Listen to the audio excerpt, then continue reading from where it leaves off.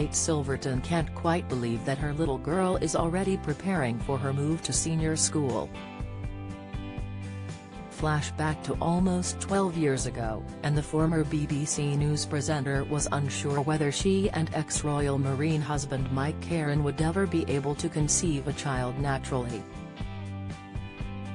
The couple endured a grueling IVF experience, which included several unsuccessful rounds of treatment, and which Kate has since admitted was often made harder by her high-pressure job.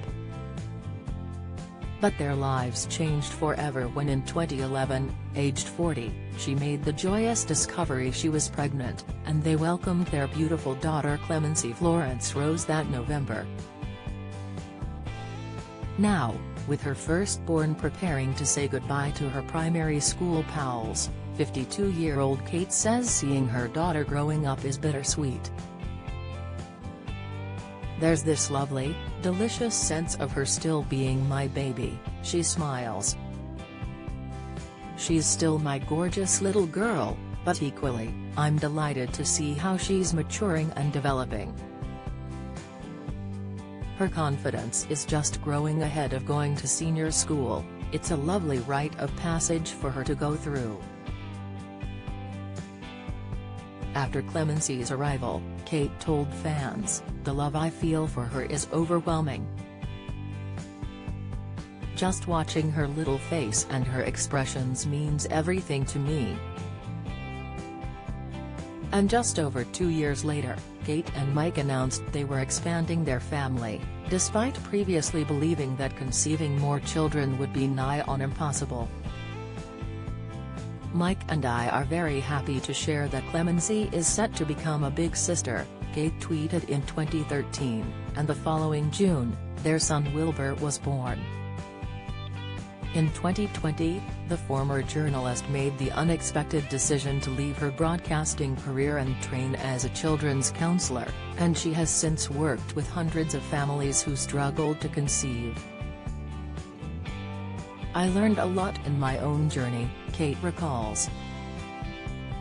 "My advice for someone going through the early stages of IVF is, first and foremost, find out if there's a reason behind the infertility."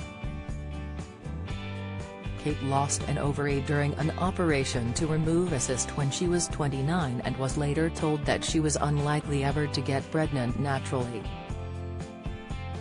"I had physiological issues," she explains. "But there can also be a lot to do with stress. When we respond to stressors, such as work or difficult family circumstances, adrenaline and cortisol are constantly being triggered, and these hormones don't create the best environment. We want to facilitate the optimum chances for us to conceive, whether with IVF or naturally. I didn't do that. I was going off to Afghanistan and jabbing myself with IVF, drugs, and looking back now, I think, why? Why did I do that?"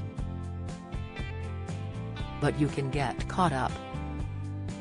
Kate now believes she's in a good position to offer advice to those in the middle of what can be a very painful journey. "Take care of you," she insists. "Because the process of IVF takes its toll physically as well as mentally. I did a lot of therapy, and I'm convinced that's what helped me to conceive.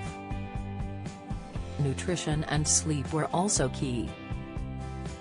And you need to look at your wider environment and try not to see yourself as being on the back foot. Take control of your circumstances. Throw yourself into it and keep yourself open. I got to the point where I accepted that we weren't going to be able to have children, so we went the full journey. I understand the heartache, I really do." After welcoming her daughter, Kate suffered a miscarriage at 6 weeks, and now says that her stubborn attitude and desire to quickly move on proved to be detrimental in her recovery. "Another important thing in these circumstances is being able to grieve if things don't go according to plan," she says. "We have to learn how to grieve, because all that stress has to come out somehow. I've counseled lots of women who phone to tell me they'd had a miscarriage, and I'd tell them, you've got to grieve. You can't just do what comes naturally and say that you're fine, because you're not. I know I definitely did that, but I tell these women that I want to see snot and tears, because getting those things out clears the way for the next stage. With her own little ones growing up fast and her second parenting book soon to be published, Kate believes she's fulfilling her destiny in assisting parents-to-be. These include her former Strictly Come Dancing partner, Alyosha Skorjanek, and his It Takes Two hostess wife Jeanette Manrara, who are expecting their first child soon.